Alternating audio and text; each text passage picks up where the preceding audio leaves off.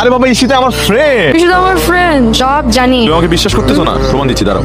We are just friends, nothing else. হঠাৎ এই ধরনের কথা, কিছু কি হয়েছে? না না, এমনি জাস্ট রিচেকিং, বুঝো না, মানে কার মনে কি। ঠিক আছে থাকো তাহলে, পরে ফোন দিব, রাখি।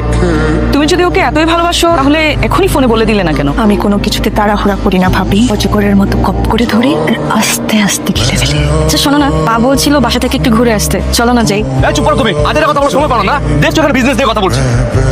বোমা, তুমি ওর কথা কিছু মনে করো। ভাবি চলো, তোমাকে আমি দিয়ে আসি। ঠিক আছে, আমি রেডি হয়ে আসতেছি। ওয়ালাইকুম সালাম, এসো এসো ভেতরে এসো। আয় মা। আমি জানতাম আপনি আসবেন বেআই। তুমি ইশারা দিছো আর আমি না এসে থাকতে পারি? জি না, আমি আপনাকে কোনো ইশারা দিই। ভাই ভাই দাঁড়ান দাঁড়ান দাঁড়ান। আপনি বাসায় যান, বাসায় যান। কিরে, যার জন্য এত কিছু রান্না করলাম সে কই? আর বলো না মা, রাস্তায় নাকি গাড়ির সাথে ধাক্কা লেগে এক ভিক্ষুক আহত হয়েছে, তাকে নিয়ে সে হসপিটালে গেছে। ও এগুলো করেই বেড়ায়, কোন বাড়িতে কে না খেয়ে আছে, কার চিকিৎসার টাকা লাগবে, টাকার অভাবে কে পরীক্ষা দিতে পারছে না। পুডিং, আমার favourite pudding. Thank you so much ভাবি মনে রাখার জন্য। আমাকে থ্যাংক ইউ না দিয়ে আদিয়াকে থ্যাংক ইউ দাও। তোমার পুডিং পছন্দ এটা জানার পরে আদিয়া নিজেই বানিয়েছে। Thank you.